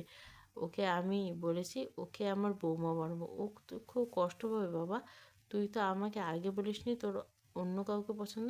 শুদ্ধ চেঁচিয়ে বলে, আমি কিভাবে বলবো? তুমি আমাকে সেই সুযোগটাও দাওনি। আমাকে না জানিয়ে অন্য কাউকে কথা দিয়েছো, আমার বানিয়ে এনে রেখেছো। সে আমার সেবা করেছে আমার বউ হবে বলে, অথচ আমি জানি না। তুমি আমাকে আগেই বলেছো ঠিক আছে, কিন্তু আমাকে বলার আরও আগেই তো তুমি ওই মেয়েটাকে কথা দিয়ে রেখেছো কেন? আমি কি রোবট? আমার মন নেই? তুমি আমার মনের কথা একটাবারও শুনবে না? উল্টে এমন এমন ইমোশনাল কথা শোনাতে আমি নিজেই ভেঙে পড়তাম। একটু থেমে বলে, সবচেয়ে বড় কথা, বাড়িতে আমি তোমায় নিষেধ করেছিলাম, এরপরও এটা নিয়ে তুমি এখনো কিভাবে পড়েছ? আমি নিষেধ করেছিলাম কি না বলো? টিনা বেগম নীরবে ছেলের পানে চেয়ে রইলেন। শুদ্ধের কণ্ঠে রাগ আবারও শব্দ করে বলে ওঠে, তুমি আমার কত ভালো মা, অথচ আসল সুখ হাতে তুলে দেওয়ার সময় আমার মতামত না শুনে নিজের মতামত আমার উপর চাপিয়ে দিতে চেয়েছো। কেমন মা তুমি বলো? নিজের ছেলের ভালো থাকার কথাটা ভাববে না? নিজের কথা ভাবতে গিয়ে আমার ভুল হয়ে গেছে। টিনা বেগম জড়িয়ে আসা কণ্ঠে ডাকে, শুদ্ধ। শুদ্ধ তার মায়ের দিকে ফিরল না, ঘর থেকে বেরিয়ে যেতে যেতে বলে, লাস্ট একটা রিকোয়েস্ট রাখবো, মেয়েটাকে তার বাড়িতে রেখে আসো প্লিজ। আমি তোমাকে আর এই মেয়েকে নিতে পারছি না। এমনিতে আমার জীবন অশান্তির শেষ নেই। টিনা বেগম ঝাপসা চোখে ছেলের প্রস্থান দেখল। সে ভালো মা হতে পারেনি, তার ছেলে তাকে নিতে পারছে না, হয়তো তার ভুল আছে। সে না হয় সামলে নিত কোনোভাবে। তার ছেলের সুখের জন্য কি কিছু কম হতো? কিন্তু তার ছেলে তাকে কিভাবে বলতে পারলো সে শুদ্ধের সুখের কথা ভুলে গেছে? স্বামী খুব লক্ষ্মী একটা মেয়ে, শুদ্ধ সুখী হবে বলেই তো স্বামীর মতো মেয়েকে তার ছেলের জন্য ঠিক করলো। স্বামী শুদ্ধের বলা কথাগুলো শুনছে। টিনা বেগম ঘরের পাশে দাঁড়িয়েছিল। শুদ্ধ হনহন করে বেরিয়ে যায়। স্বামী ঝাপসা চোখে দেখলো শুদ্ধের প্রস্থান। স্বামীর চোখ থেকে পানি গড়িয়ে পড়ায় দরজার কাছে এসে একবার টিনা বেগমের দিকে তাকায় ছলছল দৃষ্টিতে, যিনি বেডের এক কোণায় কেমন নির্জীব হয়ে বসে আছেন। বেশ কিছু সময় পর বসা থেকে দাঁড়িয়ে ঘর থেকে বেরোনোর জন্য এগোলে দরজার সামনে স্বামীকে দেখে অবাক হলেন। বুঝলেন না তিনি মেয়েটাকে কী জবাব দেবেন। নিজেকে সামলে নিলেন খুব দ্রুত। দীর্ঘশ্বাস ফেলে মৃদুস্বর বললেন, আমায় ক্ষমা করে স্বামী মা। স্বামী মাথা নিচু করে দাঁড়িয়ে, ঠোঁটের কোনো মলিন হাসি ফুটল, অতঃপর উল্টো ঘুরে ধীর পায়ে তার বরাদ্দকৃত রুমের দিকে এগোয়। তার দম বন্ধ লাগছে, তবু সমস্যা নেই। না হওয়া পাওয়ার অভ্যাস আছে তার। খুব বেশি দিনের স্বপ্ন তো নয়, কিন্তু দীর্ঘদিনের অনুভূতি যখন একদিনের জন্য হলেও স্বপ্নে পরিণত হয়, তখন তার কষ্টের ভার হয়তো একটু বেশি হয়। এই হচ্ছে স্বামী। মেয়েটা ঘাড় বাঁকিয়ে শুদ্ধর ঘরের দিকে তাকালো। শুদ্ধ তার ঘরে গিয়ে ঠাস করে দরজা বন্ধ করে দিল। মেয়েরা দু চোখের পাতা বেয়ে অবাধ্য বেদনার অশ্রু গাল বেয়ে গড়িয়ে পড়ল। মায়েরা চিন্তিত বদনে বসে আছে ছাদের মেঝেতে। তার সামনে ইনায়ার ফাড়ায় বসেছে। ফাড়া বেশ কেঁদেছে দেখেই বোঝা যাচ্ছে। ফাড়ায় শুদ্ধর পুরো কাহিনী মায়েরা ইনায়া মায়েরাকে বলেছে। এতে মায়েরা চিন্তিত। তাহলে স্বামীর কী হবে? এসব রেখে ফাড়া আর শুদ্ধ কথা ভাবলো। তারা দুজন দুজনকে চায়। সেখানে স্বামী হচ্ছে তৃতীয় ব্যক্তি। মায়েরা ভাবলো টিনা বেগমের সাথে কথা বলবে না হয়, কিন্তু এখন শুদ্ধ ভাইয়া ফারাহার কাছে কিভাবে আনা যায়? কিছু একটা ভাবতে মাথায় চুটকি বাজে আইডিয়া। ফারা চিন্তা করো না, শুদ্ধ ভাই তোমাকে দিকে লাফাতে লাফাতে আসবে। ফারা বোকা চোখে বলে কীভাবে? মায়েরা বসা থেকে দাঁড়িয়ে বলে ম্যাজিক করব, তুমি ইনায়া আপুর সাথে থাকো, আমি সব ঠিক করে দিচ্ছি, ওয়েট। কথাটা বলে এক প্রকার দৌড়ে বেয়ে নামতে লাগলো। ইরফান ঘরে প্রবেশ করে। ওয়াশরুম থেকে পানির কলকল শব্দ বুঝলো ইরফান ওয়াশরুমে। মায়েরা ইরফানের ফোন খুঁজলো। 2 মিনিটে পেয়ে গেল। অন করলে পাসওয়ার্ড দেখে চিন্তিত হয়ে গেল। সে ইরফানকে অনেকবার খুলতে দেখেছে। Password bird flower. মায়েরা জানে না এটা আসলে কি। বাংলার অর্থ হলো পাখি ফুল হয়। পাখি নাকি ফুল, এসব ভাবনা রেখে সে শুদ্ধের নাম্বারে একটা মেসেজ পাঠিয়ে সেটা ডিলিট করে দিল। এরপর ইরফানের ফোন রাখতে গিয়েও কি মনে করে ফর্স করে এর মধ্যে করে ক্লিক করে প্রথমে ছোট ছোট অনেকগুলো পিক ভেসে ওঠে স্ক্রিনে। মনে হলো স্কুল ড্রেস পরা কোনো মেয়ে, অনেক পিক। মায়েরা পিকের উপর ক্লিক করতে সাথে সাথে ইরফান তার হাত থেকে ছো মেরে ফোনটা কেড়ে নেয়। মায়েরা দেখতে পারল না। দ্রুত হাত বাড়িয়ে বলল, আরে দেখি দেখি ওটা কার পিক। ইরফান তার ফোনের আলো অফ করে বেডের উপর ছুঁড়ে ফেলে। মায়েরার দিকে রেগে তাকায়। মায়েরা ইরফানকে তার দিকে রেগে তাকাতে দেখে আমতা আমতা করে বলে, সে তো না বলে ইরফান লোকটার ফোন নিয়েছিল। ইরফান রেগে তাকালে মুহূর্তে দৃষ্টিতে একরকম শীতলতা ভিড় করলো। কেমন অন্যরকম লাগলো মায়েরাকে। বিকেলে তো স্বাভাবিক রেখেছিল, পা থেকে মাথা পর্যন্ত চোখগুলো। কালো সিল্কের শাড়ি, গলায় নেকলেস টাইপের কিছু একটা লাগলো ইরফানের কাছে।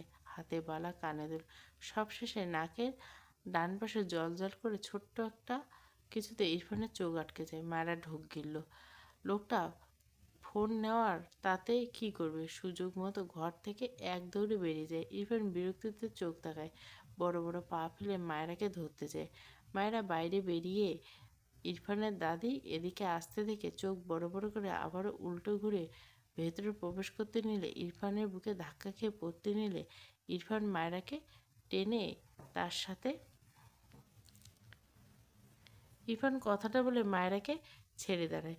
দু হাতে আজলায় মায়েরার মুখটা আনে। মায়েরার চোখ বন্ধ, চোখের কোণে পানি। ইরফান মৃদুস্বর বলে, কাঁদছো কেন? মায়েরা ধীরে ধীরে চোখ মেলে তাকায়, রেগে বলে, আপনি একটা অসভ্য। ইরফান মায়েরার নাকের নোজপিনটার উপর আঙুল চালিয়ে মৃদুস্বর বলে, ওকে পার্স, ইটস নর্মাল, এসবে হ্যাবিট করে নাও। মায়েরা বোকা চোখে চেয়ে বলে, কোন সব? ইরফান নোজপিনের উপর বুড়ো আঙুলের চাপ দিয়ে মায়েরা চোখ বুঝে। ইরফান ঠোঁট বাঁকে বলে, গাধা। মায়েরা বিরক্ত হয়। এই লোকটা তাকে কী সব ফালতু নামে ডাকে, নিজে একটা গন্ডার হয়ে তাকে গাধা বলে। ইরফান মায়েরাকে ছেড়ে দূরে সরে দাঁড়িয়ে যায়। এক কাপ কোল্ড কফি আনবে? টাইম 5 মিনিটস গো। মায়েরা ছাড়া পেয়ে এক দৌড়ে যায়। সে এখানে থাকে, পালাতে পারলেই বাঁচে। শাড়ির উপর এখনও ওড়না জড়ানো, তবে মাথা থেকে ওড়না অনেক আগেই পড়ে গেছে। ইরফান বিরক্ত চোখে চেয়ে বিড়বিড় করে, স্টুপিড। শুদ্ধ ওয়াশরুম থেকে শাওয়ার নিয়ে বেরিয়েছে। তার মায়ের সাথে রাগ করে এখন খারাপ লাগছে। একটা ট্রাউজার পরে নিল, একটা ছাই রঙা টি শার্ট পরে ইরফানদের বাসায় যেতে চাইল। তার গ্র্যান্ডমা আছে, অথচ সে রেগে মেগে তার মাকে কষ্ট দিয়ে বসে আছে। আসলে সে হুট করে রাগ উঠে গেল, কী থেকে কী ভুলভাল বলল। এখন নিজে নিজে ভীষণ অনুশোচনা করছে ছেলেটা। তখন তার ফোনে টুং করে একটা নোটিফিকেশান আসছে। শুদ্ধ ভেজা চুলে একবার হাত চালায়। ফোনটা নিয়ে মেসেজ অপশান চেক করে দেখলো ইরফানের নাম্বার থেকে একটা মেসেজ। শুদ্ধ অবাক হয়। এই ইহজীবনে এমন ঘটনা ঘটেনি। বিস্ময়ে চেপে মেসেজটি চেক করলো। 3 লাইনের মেসেজটি পরে শুদ্ধর মুখ ফ্যাকাশে হয়ে যায়। বুকটা কেমন ভূমিকম্পর ন্যায় কেঁপে উঠল। কোনো রকম আওড়ালো ফারাবাকে টেবিলের উপর থেকে গাড়ির চাবিটা হাতে নিল। 1 সেকেন্ড সময় ব্যয় না করে যে যেমনই ছিল তেমনই বের হলো রুম থেকে। এক প্রকার দৌড়ে তার মায়ের রুমে গিয়ে টিনা বেগম বিছানার সাথে হেলান দিয়ে বসে চোখ বুজে আছে। শুদ্ধ হুট করে তার মাকে জড়িয়ে দিল। টিনা বেগম থমকে যায়। তখনই দরজায় এসে সামনে দাঁড়ায়। শুদ্ধকে দেখে ভেতরে পা রাখতে গিয়েও থেমে যায়। শুদ্ধ কাঁপা কাঁপা গলা বলে, আই এম সরি মা, আমি জানি তুমি আমার বেস্ট মা, প্লিজ মা, তুমি আমার কথায় কষ্ট নিও না। রেগে বলে ফেলছে, আমায় ক্ষমা করো মা। টিনা বেগম হৃদয়ে এক প্রশান্তির হাওয়া বয়ে গেল। একটু আগে শুদ্ধর বলা কথাগুলো এক নিমেষে ভুলে যায়। শুদ্ধের পিঠে হাত রাখলো নিঃশব্দে। শুদ্ধ তার মাকে ছেড়ে মায়ের দুপাশে আঁকড়ে ধরে কাঁপা কণ্ঠে বলে, মায়ের অভিশাপ খুব খারাপ। তুমি কি আমায় কথা কষ্ট পেয়ে আমায় অভিশাপ দিয়েছিলে মা? টিনা বেগম বিস্ময় চোখে তাকালেন ছেলের দিকে। শুদ্ধ চোখ দুটো লাল। ভদ্রমহিলা শুদ্ধর গালে হাত দিয়ে বলেন, সন্তান যতই অপরাধ করুক না কেন, মায়েরা কখনো তার সন্তানের খারাপ চায় না। ফারা শুদ্ধ অসহায় কণ্ঠে বলে, তবে আমার ফারা ভালো নেই কেন মা? ওর অবস্থা ভালো নয়। ওর কিছু হয়ে গেলে আমি কিভাবে? কথা জড়িয়ে সে আবার বলে, আমার ফারার জন্য দোয়া করবে মা? ওর কিছু হয়ে গেলে আমার বাঁচা মুশকিল হয়ে যাবে। প্লিজ মা, তুমি দোয়া করো। টিনা বেগম বিস্ময়ে চোখ দেখায়। ফাইজের বোন ফারার কথা শুনেছে বলছে শুদ্ধ। শুদ্ধ চোখের কোণে জমা চিকচিক জলকণা টিনা বেগমের চোখ এড়ে না। তার ছেলেটা ওই মেয়েটার জন্য এত ভাবে, আর সে আরেকজনের সাথে শুদ্ধকে বাঁধতে চাইছিল। নিজেকে সামলে বলল, করবো দোয়া। শুদ্ধ আবারও তার মাকে জোরে থ্যাংক ইউ মা। এরপর তার মাকে ছেড়ে বসা থেকে দাঁড়িয়ে ঘর থেকে বেরিয়ে যেতে যেতে বলে, আমি ওর কাছে যাচ্ছি মা। টিনা বেগম অবাক হয়ে শুধু দেখলেন তার ছেলেটাকে। শুদ্ধ ঘর থেকে বেরোনোর সময় স্বামীর সাথে ধাক্কা খেতে গিয়ে নিজেকে সামলে নেয়। মাথা নিচু করে জড়িয়ে যাওয়ার কারণে বলে, সরি। আমার ফারাকে অভিশাপ দিবে না প্লিজ, ওর কোনো দোষ নেই। আমি অ্যাগেন সরি। কথাগুলো বলে দ্রুত পায়ে বাড়ির বাইরে বেরোতে অগ্রসর হয়। ডান হাতে বুড়ো আঙুলের সাহায্যে চোখের কোণে লেগে থাকা পানি ছিটকে ফেললো একবার। স্বামীর পেছন থেকে শুদ্ধকে শুদ্ধ দেখেই ফেলল। তার আফসোস হলো, শুদ্ধ এত ভালোবাসা পাওয়া আফসোস। ফারাকে ভাগ্যবতীর তালিকায় রাখলো। মনে মনে খুব করে চাইলো শুদ্ধ আর ফারা যেন খুব ভালো থাকে। চাইতেও কষ্ট হলো, কারণ শুদ্ধ যে সে মেয়েকে ভালোবাসে, সে আবার অল্প নয়, অনেক বেশি। সে হয়তো শুদ্ধকে এতটা ভালোবাসতে পারেনি এখনো, তবুও ভীষণ আক্ষেপ হলো এমন মানুষকে না পাওয়ার আক্ষেপ। ভেজা চোখ জোড়া, মলিন মুখ, নির্জীব দৃষ্টি, শূন্য দৃষ্টিতে তাকিয়ে রইল মেয়েটা। ইরফানের দেওয়া হসপিটালের অ্যাড্রেস অনুযায়ী শুদ্ধ এসে পৌঁছে। এক প্রকার দৌড়ে হসপিটালের ভেতরে প্রবেশ করে রিসিপশনে গিয়ে ফারা নামের পেশেন্ট কোন রুমে আছে তা জিজ্ঞাসা করলো। সেখান থেকে জানা যায় এই নামের কোনো রোগী নেই। শুদ্ধ দ্রুত ফোন বের করে ইরফানের নাম্বার কল করে, কিন্তু পায় না। সে সময় নষ্ট না করে দ্রুত হসপিটালে একদম ভেতরে ছিল। যেতে যেতে ফাইজকে কল করলো, সেও কল ধরল না। শুদ্ধর এত রাগ হলো সবার উপর, এরা কল ধরে না কেন? এসব রেখে শুদ্ধ প্রায় পুরো হসপিটাল খুঁজলো। এত বড় হসপিটাল খুঁজতে খুঁজতে ছেলেটার নাজেহাল অবস্থা। তার মাথা কাজ করছে না, ফারা কোথায়? হসপিটালে কোথাও ফারাকে না পেয়ে শুদ্ধ বেরিয়ে আসে হাসপাতাল থেকে। রাস্তায় বসে দু হাতে মাথার চুল টেনে বিড়বিড় করলো, এই ফারা পাখি, কোথায় তুমি? উফ, আর জীবনে কাঁদাবো না তোমায়, প্লিজ এসো। মায়েরা ইরফানের কফি দিতে না গিয়ে ছাদে এসেছে। ফারা আর ইনায়ার সাথে বসে আবারও গল্প করছে। সে যে কাজ করে এসেছে এটা তো বললই না। অতঃপর বলে ওঠে, ফারা আপু, শুদ্ধ ভাইয়া খুব তাড়াতাড়ি তোমার দিকে ধেয়ে আসছে। ইনিয়ার চোখ ছোট ছোট বলে, তুমি কীভাবে জানলে? মায়েরা ফিসফিস করে বলে, তোমাদের ইরফান ভাইয়ের ফোন থেকে শুদ্ধ ভাইয়ের মেসেজ করেছে ফারা অ্যাক্সিডেন্ট করছে, অবস্থা খুব ক্রিটিক্যাল, আর একটা হসপিটালে অ্যাড্রেস দিয়েছি। তোমাকে মেরেছে, এজন্য একটা ছোটোখাটো শাস্তি হয়ে গেল, সাথে তোমার কাছে ছুটতে ছুটতে আসবে, কেমন লাগলো? মায়েরা কথা শুনে ইনায়া ফানা দুজনে চোখ বড় বড় করে তাকায়। ইনায়া মাথায় হাত দিয়ে বিস্ময় কণ্ঠে বলে, মায়েরা, এটা তুমি কি করেছো? ফারা ভীতস্বরে বলে, শুদ্ধ ভাই জানতে পারলে আমায় মেরেই ফেলবে আজ। মায়েরা মৃদু হেসে বলে, দ্রুত সম্পর্ক ঠিক করতে চাইলে একটু একটু রাগ হয়। শুদ্ধ ভাইয়া কষ্ট পাবে জানি, কিন্তু তুমি সেখানে অনেক ভালোবাসা খুঁজে পাবে। তোমার মনে যে একটু রাগ আছে, মার খেয়ে এত ভালোবাসা পেয়ে সব ভুলে যাবে, বুঝলে? ফারা অবাক হয় মেয়েটার কথা শুনে। এতটুকু মেয়ের কাছে ফারা হয়তো এত গুছানোর কথা আশা করেনি। ইনিয়া ছোট করে চেয়ে বলে, ভাইয়ের হাতে মায়ের খাওয়া খেয়ে খেয়ে মনে হয় তুমি অভিজ্ঞ হয়ে গেছে মায়েরা। তাছাড়া তোমাকে মারের জন্য ভাইয়ার জন্য কি কি শাস্তি রেডি করছো? শুদ্ধ ভাই তো ফারা আপুকে মাত্র কয়েকবার মেরেছে। মানে মন খারাপ করে বললো, তোমাদের তো পরিবার আছে, তাই একটু একটু জামাইকে শাস্তি দিয়ে বাবার বাড়ি গিয়ে থাকতে পারো। কিন্তু বলতে গিয়েও থেমে যায়। অতঃপর বলল, তোমার ভাই একটা খাবিশ লোক। আমার নাক বলতে গিয়ে থেমে যায়। মেঘে এসে বলল, মানে তোমার ভাই গন্ডার। মায়ের কথায় ফারা হেসে বলল, তুমি ইরফান ভাইকে এসব কী নাম দিয়েছো? এসব শুনলে তো ইরফান ভাই তোমাকে আবার মারবে। ইনিয়া হঠাৎ মায়েরার পিছনে তাকিয়ে বলে ওঠে, ভাইয়া কিছু বলবে? ইনিয়ার কথায় মায়েরা চোখ বড় বড় করে তাকায়। ইনিয়ার চোখ অনুসরণ করে দ্রুত পিছন ফিরে মাথা উঁচু করে তাকায়। ইরফানকে গম্ভীর চোখে তার দিকে চেয়ে থাকতে থেকে ঢোক গেল। সে তো কফি নিয়ে যায়নি। এই লোকের মতিগতি ভালো না। মায়েরা ঢোক গেলে কিছু বলার আগে ইরফান ঝুঁকে মায়েরাকে কোলে তুলে নিল। মায়েরা চেঁচিয়ে উঠল। ইরফান বড় বড় পা ফেলে ছাদ থেকে সিঁড়ি বেয়ে নামতে লাগলো।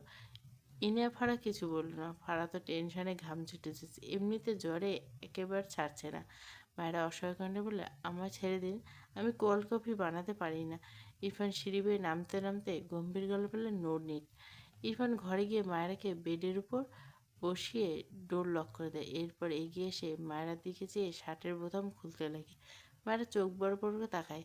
ইরফান দাদির কথাগুলো মনে পড়লে তার শরীর কাঁপতে থাকে। মায়েরা দ্রুত বেডের অপর পাশে নামতে গিয়ে ইরফান মায়েরার হাত টেনে রেগে বলে, don't disturb, not allowed. Irfan পকেটে অনেকক্ষণ থেকে ফোন ভাইব্রেট হচ্ছে।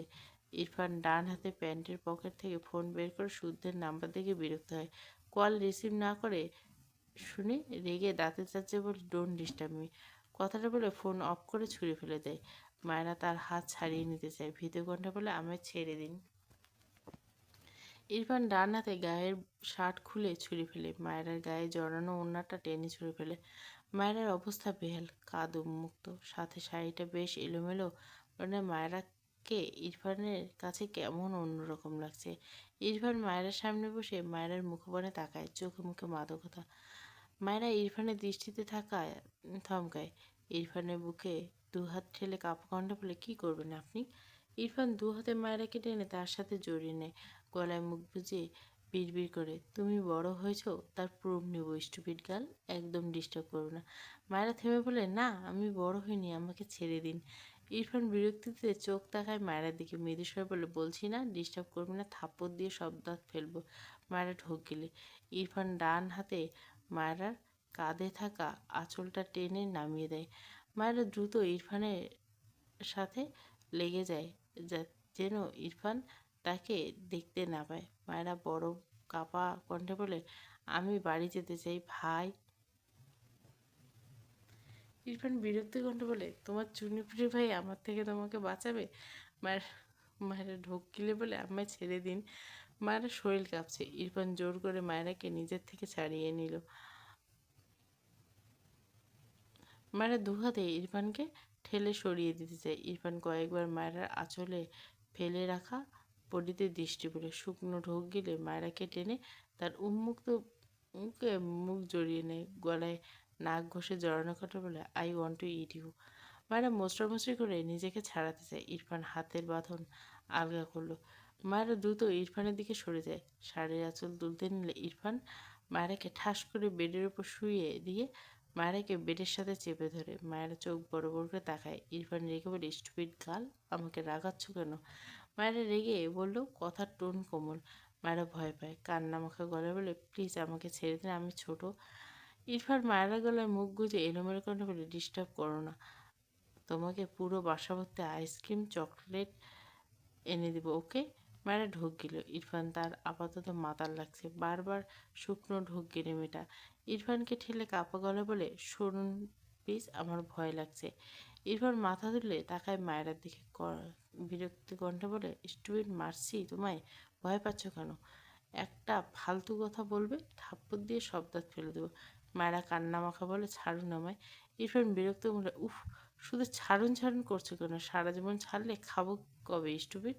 মায়েরা অসহায় কারণে বলে, আমি আপনাকে আপনার পছন্দের সব খাবার রান্না করে দেবো, প্রমিস। ইরফান মায়েরাকে তার দিকে টেনে নিয়ে মৃদুস্বরে বলল, no need, you are my most favourite dish. Mayera ভীত চোখ ঢোক গেলে ইরফান দাদিমার বলা কথা ভেবে গায়ে কাটা দেয়। থেমে থেমে বলে, ছাড়ুন। ইরফান রাগে দাঁতে দাঁতে বলে, আর একবার এই ওয়ার্ড উচ্চারণ করলে তোকে খুন করবো স্টুপিড গার্ল। মায়েরা কেঁপে ওঠে। ইরফান মায়েরার দিকে আরেকটু এগিয়ে গিয়ে মায়েরার গালের সাথে গাল আলতো ঘষে আদুরে সুরে বলে, you are a good girl, don't disturb me. Mayera চাপদারি ঘর্ষণে গালে হালকা ব্যথা পায়, তবে তা গায়ে মাখে না। এলোমেলো ইরফানকে দেখে সে হাঁসফাঁস করে নড়াচড়া করতে চাইলে পারল না। ইরফান ঘনিষ্ঠ হয়। মায়েরা ফুপিয়ে ওঠে। ইরফান বিড়বিড় করে বলে, ডোন্ট ক্রাই লিটিল গার্ল। হঠাৎ তখনই দরজায় কেউ লাগাতার ধাক্কা দেয়। ইরফান বিরক্ত হয়, মায়েরাকে টেনে নেয় আরও। দরজায় করাঘাত বেড়ে যায়। ইরফান চরম বিরক্তিতে মাথা তুলে তাকায়। মায়েরার দিকে তাকিয়ে দেখলো মায়েরা ফোপাচ্ছে, চোখ মুখ লাল। ইরফান মায়রাকে আবারও টেনে নিয়ে আদুরে সুরে বিড়বিড় করলে, মারছি তো না, আদুরি করছি, কাঁদে না লিটিল গার্ল। মায়েরা ইরফানের কথা তো শুনলে না, উল্টে আরো ফুপায়। দরজায় কোরাঘাত বেড়ে চলছে, যেন ভেঙে ফেলবে। ইরফান রেগে তাকায় দরজার দিকে। দরজার ওপাশের ব্যক্তিকে কাঁচা চিবিয়ে খেতে পারলে বোধহয় শান্তি লাগতো।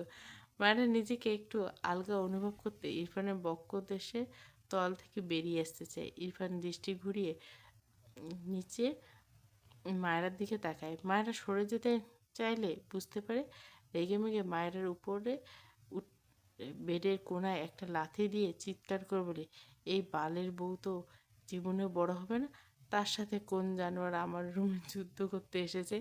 মায়েরা ছাড়া পেয়ে দ্রুত শোয়া থেকে উঠে খাটের এক কোণা থেকে তার খুলে ফেলা শাড়ি টেনে নিজেকে পেঁচিয়ে নেয়, উল্টে ঘুরে ফোপায়।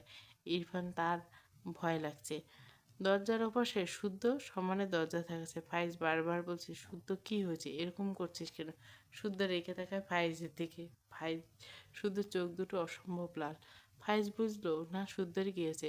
শুদ্ধ ফাইজের হাত থেকে ফোন নিয়ে সর্বশক্তি দিয়ে ছুঁড়ে মারে ফাইজের কলার চেঁচিয়ে ধরল, আজ জীবনে যদি কোনো ফোন ইউজ করতে দেখছি না, তোর একদিনকে আমার 10 দিন। সে ফোনে কল করলে কল ধরবি না, সেটা ইউজ করবি কেন? ফাইজ বিস্ময়ে চোখে শুদ্ধর দিকে তাকায়। মেঝেতে পড়ে থাকা ফোন গুঁড়ো। দ্রুত সেদিকে এগিয়ে ফোনটা কুড়িয়ে দেখলো ফোনের অবস্থা খারাপ। শুদ্ধর দিকে তাকিয়ে রেগে বলে, এটা কি করলি? আমার ফোনে ইম্পর্টেন্ট কিছু আছে। শুদ্ধ শুনল না। আবারও ইরফানের দরজায় ধাক্কায়, তবে মাথা পুরো আগুন। ইরফান হনহন করে গিয়ে ঘরের দরজা খুলে সামনে শুদ্ধকে দেখে রেগে কিছু বলার আগে শুদ্ধ গায়ের জোরে ইরফানকে ধাক্কা দেয়। ইরফান কয়েক পা পিছিয়ে যায়, জ্বলন্ত চোখে তাকায় শুদ্ধর দিকে। ইরফান শুদ্ধকে এর চেয়েও জোরে ধাক্কা দিয়ে সেও বাইরে বেরিয়ে এসে ঘরের দরজা টেনে শুদ্ধর কলার ধরে চিৎকার করে বলে, এই ডিস্টার্বের বাচ্চা, কেন এসেছিস? শুদ্ধ নিজেও রেগে বলে, আমার বউ কোথায়, কি করছিস ওকে বল, ও কোথায়? ইরফান বিরক্ত হলে, তুই আবার কবে বিয়ে করলি? শুদ্ধ ইরফানের দিকে বলে, আমার বউ এনে দে, নয়তো তোর খবর আছে বলে দিচ্ছি। ইরফান শুদ্ধর দিকে তেড়ে আসতে নিলে ফাইজ দুজনে মাঝখানে দাঁড়িয়ে বলে, ভাই তোরা থাম, আমি এবারের জামাই, তোরা দুটো মারামারি করছিস আমার বোনের জামাইয়ের সামনে, আমাকে একটু আপ্যায়ন কর। শুদ্ধ ফাইজের সামনে থেকে সরিয়ে ইরফানের দিকে চেয়ে বলে, আমার ভাড়া কোথায় বল? ইরফান ভুরু কুচকে, আই ডোন্ট নো।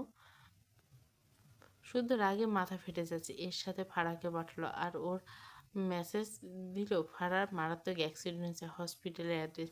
এখন বলছে আই ডোন্ট নো। রেগে মেগে ইরফানের দিকে তেড়ে যেতে নিলে ফাইজ শুদ্ধকে টেনে নিয়ে বলে, আরে ফারা তো এ বাড়িতে আছে, ওকে আর ইনায়াকে নিতেই তো আসলাম আমি। শুদ্ধ ফাইজের দিকে চেয়ে অবাক হয়ে বলে, ওর অ্যাক্সিডেন্টে কার? ফারার। শুদ্ধ ওর কথায় ফাইজ ইরফান কেউ বুঝলো না। শুদ্ধ ইরফানের দিকে চেয়ে বলল, তুই আমাকে মেসেজ দিসনি ফারার অ্যাক্সিডেন্ট? ইরফান দুহাত প্যান্টে পকেটে গুজে গম্ভীর গলায় বলল, "No." শুদ্ধ অবাক হয়, ইরফান তো মিথ্যে বলবে না। তাছাড়া ফাইজ ইরফান সবাই একদম স্বাভাবিক। তবে ভাবনার মাঝে পাশ থেকে ইনায়া ডেকে ওঠে, শুদ্ধ ভাইয়া। শুদ্ধ সহ ডান দিকে পাশ ফিরে তাকায়। শুদ্ধ অসহায়ত্ব ভরা চোখ দুটো সর্বপ্রথম ফাড়ার উপরে পড়ল। ফাড়াকে সুস্থভাবে দাঁড়িয়ে থাকতে দেখে এক প্রকার দৌড়ে গিয়ে ফাড়াকে শক্ত করে জড়িয়ে ধরে। ফাড়া থমকায় না। শুদ্ধ দ্রুত গতিতে চলমান স্পন্দ শুনতে পায়। তার খারাপ লাগছে না। শুদ্ধ নিশ্চয় তাকে নিয়ে মিথ্যে খবর পেয়ে অনেক কষ্ট পেয়েছে। সবার সামনে এভাবে ধরা পড়ায় ভীষণ অস্বস্তিতে পড়ে যায়। শুদ্ধ বিড়বিড় করে বলে, আমার জান, আমার ফাড়া পাখি। ফাড়া চোখ বুজে নেয়। ইরফান ভুরু কুচকে চেয়ে আছে। ফাইজ শুদ্ধর কান্নে। ইনিয়া জানেই না, তবে ফাইজ তো কিছু জানে না। সে শুদ্ধর এই কাজে ভীষণ বিরক্ত হয়। শুদ্ধকে ছাড়া হওয়ার জন্য দুপা বাড়ালে শুদ্ধ হঠাৎ ফাড়াকে ছেড়ে ফাড়ার বাম গালে কষিয়ে একটা থাপ্পড় মারে। ফলস্বরূপ ফাড়া মেঝেতে হুমড়ি খেয়ে পড়ে। ফাইজের পা থেমে যায়। সে আর ইনায়া বিস্ময় চোখে তাকায় শুদ্ধর দিকে। ফাইজ দ্রুত তার বোনের পাশে হাঁটু গেড়ে বসে। ইনায়া দ্রুত ফাইজের অপর পাশে গিয়ে বসে। ফাইজ ফাড়াকে আগলে নিয়ে শুদ্ধর দিকে চেয়ে রাগী স্বরে বলে, আমার অসুস্থ বোনটাকে তুই এভাবে মারলি? শুদ্ধ চেঁচিয়ে বলে, ওরা সবাই মিলে কি করছে জানিস? আমাকে ইরফানের ফোন থেকে মেসেজ পাঠিয়েছে ফারায় অ্যাক্সিডেন্ট করছে, অবস্থা ভালো না, হসপিটালে অ্যাড্রেস দিছে। আমি পাগলের মতো ছুটতে গেছি, যান হাতে নিয়ে পুরো হসপিটালে একটা একটা করে সব রুম খুঁজছি, কোথাও পাইনি। তোর বোন কি আমাকে একটু মানুষ ভাবে না? আর কত? কথাগুলো বলতে বলতে চোখ থেকে এক ফোঁটা পানি পড়লো। চোখ বুজে নিজেকে শান্ত করতে চাইলো। ফাইজ বিস্ময় দৃষ্টিতে শুদ্ধর দিকে চেয়ে থাকে কিছুক্ষণ, এরপর দৃষ্টি নামিয়ে তার বুকে পড়া বোনের দিকে তাকায়। ফারার চোখ থেকে টুপটুপ করে পানি পড়ছে। ফাইজ ফারার ধরে তাকায়, বুঝলো ফারার গায়ে জ্বর এখনো আছে। ইরফান খুব নির্লিপ্ত ভঙ্গিতে চেয়ে আছে, যেন কিছুই হয়নি। তার ফোন মায়েরা নেওয়ার কারণ বুঝলো। ইনিয়া বসা থেকে দাঁড়িয়ে শুদ্ধর পাশে গিয়ে বলে, তুমি না জেনে ফারাহ আপুকে দোষারোপ করছো। আমি ফারাহ আপু কেউই এই ব্যাপারে জানতাম না। মায়েরা এই কাজ আমাদের না জানিয়ে করছে। শুদ্ধ চুপ করে শুনলো ইনিয়ার কথা, কিছু বলল না। ফারার ব্যাপারে রাগ উঠতেই কেন যেন নিজেকে সামনে নিতে পারে না।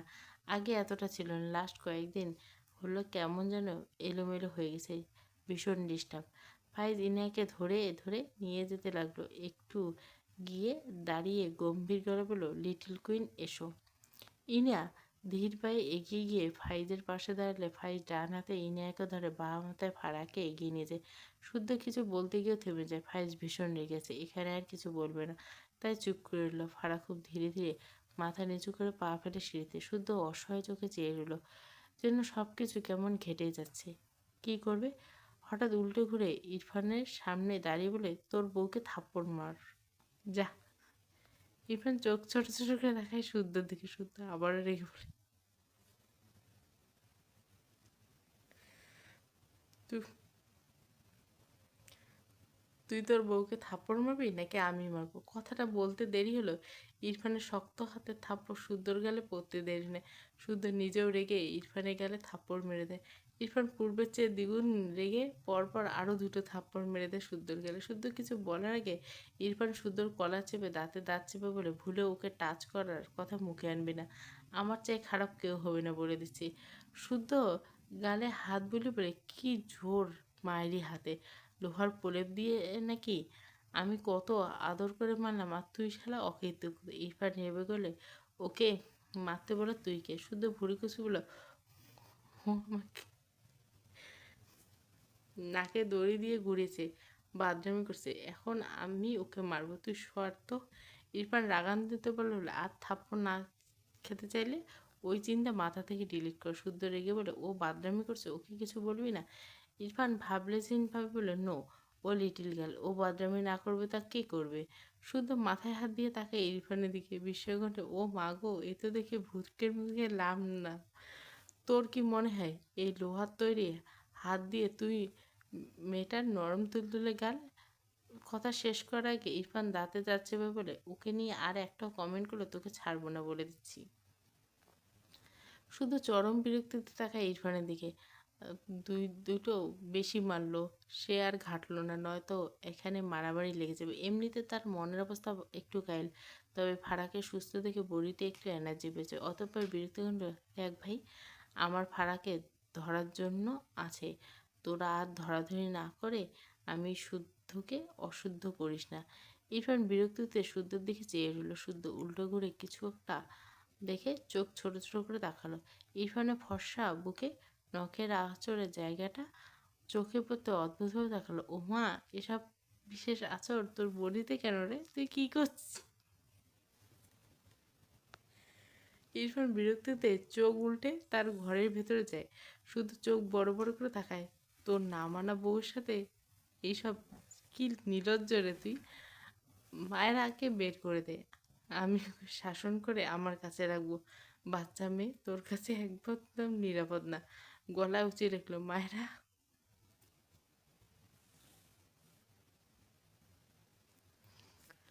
বেরিয়ে এসো, আমি তোমাকে বাঁচাতে এসেছি। ইরফান রেগে শুদ্ধকে ধাক্কা দিয়ে বের করে, তোর মুখ কিন্তু আমি সেলাই করে দেবো শুদ্ধ বেয়াদব।